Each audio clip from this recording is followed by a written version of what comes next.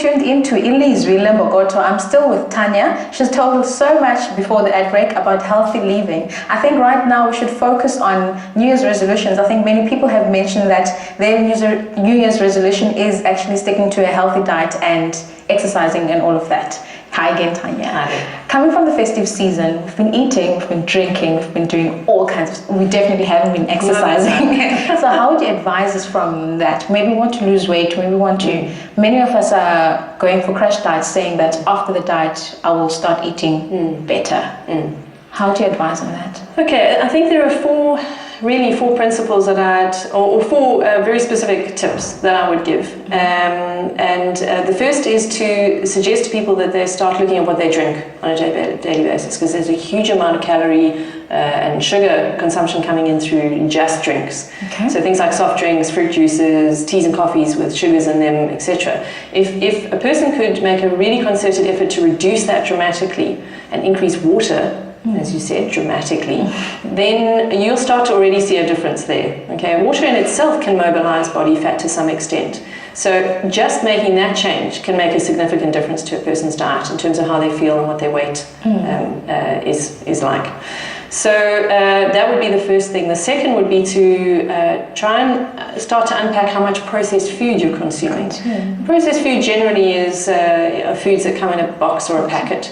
Certainly I give a lot of information on like this. the already sliced cheeses and all of that. Yes, precisely. And things like breakfast cereals, crackers, breads, pastas, rices. Those are the kind of things that we enjoy snacking on. I know, muffins, biscuits, chocolates, pies, those are all processed foods. And I'm not saying take them out altogether, because life would be very boring without them. It's good to snack on. Absolutely, it's nice to have them every now and then. It's kind of what we do on a regular basis, though, that's the problem. Okay. So reducing those processed carbs, and as I say, in fact, a lot of this information is on my website. If people did want to go and have a look, I've got lots of articles that unpack this sort of issue, where thehappybody.co.za. You're welcome to go and have a look. But in a nutshell, avoiding as much processed food as possible and bringing up real foods like vegetable matter. Just adding a whole lot more vegetables into the diet and taking out processed food can make an astounding difference. Not only are you bringing live, fresh foods in, but you're also bringing out the sugary, processed. So dried fruit is out as well, my favorite. Yeah, you know what?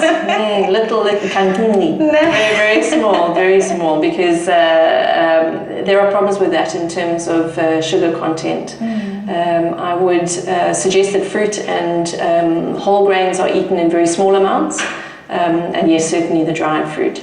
Small amounts. Yeah, and then the third tip that I would give people is to increase, funnily enough, ironically enough, and you're going to think this is really weird, but increase your good quality fat in your diet. I was actually going to think, are you going to say meat? Well, that comes fourth. That's fourth on my list. Okay. Third on my list is fat, and the reason for that is because it actually provides a very good energy to people. It makes them feel fuller for longer. This is to lose weight. To lose weight, you need to increase your fat. To lose weight, you need to decrease your carbohydrates. Maybe you should guide us what kinds of foods we should be eating that have the good fat. Well, it actually means adding visible fat to your meal. So it's things like, sounds scary. Actually, you know what? It's divine. I have to tell you, you're going to enjoy your food a whole lot more. But it's things like butter, good quality butter, things like coconut fat, cold pressed vegetable oils such as olive oil or avocado oil, or nut oils like and nut butters and peanut butters and things like that. But good quality and cold pressed of those. Cold pressing tells you that it hasn't been heat extracted. When something's been heat extracted as an oil, it generally tends to denature the oil quite substantially. So that is fairly harmful at a cellular level. So you want cold pressed natural oils, and you want lots of them in your diet, and you want lots of different types of oils in your diet. There's a lot of good fat out there. There's a lot of good fat out there. And you know what? Also your fats on your meats, for example. So yes, protein is last on my list, and it would include good quality animal fleshes, nuts and seeds as well. But on your animal fleshes, if you're going to have a lamb chop, oh my goodness, there's nothing better than that fat on it. As long as it's a good quality lamb chop. So in other words, it's from animals that are raised without masses of medication, growth hormones, steroids, vaccinations, those sorts of things. I think I'm learning a lot today. You're going to what? I'm learning a lot. Oh, There's so many things that you're mentioning that are being said to be good and some bad, and you vice versa. Yes, completely. I am not mainstream in any sense of the word. A lot of this stuff, though, in fact, you'll notice that Tim Noakes is saying a very similar thing. He talks a lot now about dropping carbs, increasing protein and fat, and there's no doubt it works extremely well. I've been working in this with these principles for many years. The most famous diet for losing weight is protein diet. Yes, for example, the Atkins diet. Now, there were a lot of issues with the Atkins diet around quality and amounts and things like that, but in general, it worked for a lot of people. And there's no doubt in terms of my experience and having worked with clients over the years, it certainly does work. I think the problem is too much carbohydrate in the diet. And the one that we all wish it never existed, well, not all of us, but exercise. Gosh, yeah, it's like a love-hate thing, isn't it? You're either so into it or you just can't bear it. Well, the good news is that it doesn't have to be, you know, this idea of, well, I've got to put an hour in every day, and that's very traumatic. I mean, who's got time for an hour of exercise a day when we hardly get through our workloads? The good news is that you can be very smart about training over shorter periods, but much more effectively. Okay. And I won't go into huge amounts of detail, but saying much more effectively doesn't mean being too hard on yourself. No, it doesn't. Actually, what it means is, and I'll give you, and again, there are articles on my website, so check it out because there's a lot of info there that you can kind of just read at your leisure. But something called interval training is one of the best ways you can get into a gym, do what you need to do, be highly effective with it, and leave, and all within about 20-25 minutes.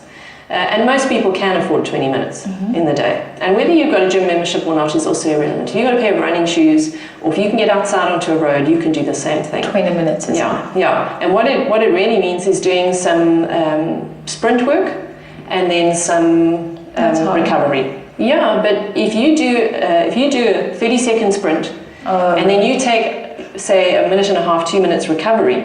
Okay, and recovery is getting in, and then you sprint again, and you repeat that about 8 times. You are, in fact, they've shown in research, that it only takes 2.5 minutes a day of high intensity exercise to see metabolic changes. 2.5 minutes. And we freak out about, putting in, I don't know, a lot of people I think have this kind of idea that exercise, they just can't stand exercise. But if I told you it would take 2.5 minutes, I can't see anyone saying, well, I'm not prepared to give it a try. So the interval training way is a great way of getting into it, because if you sprint for, as I say, 30 seconds, and you take a minute and a half, 2 minutes, 2.5 minutes, depending on how fit you are. You might take longer if you're not that fit. It'll be shorter if you are fit. But once you've recovered, so it might be, let's say you take your running shoes out onto the road. You sprint for 30 seconds as fast as you can possibly go, and then you take a rest. Okay, so you just walk through your rest period. And then by the time your breathing is back to normal, you don't feel like your legs are about to explode, you're ready for your next sprint. Okay, and you just repeat that 8 times, that cycle.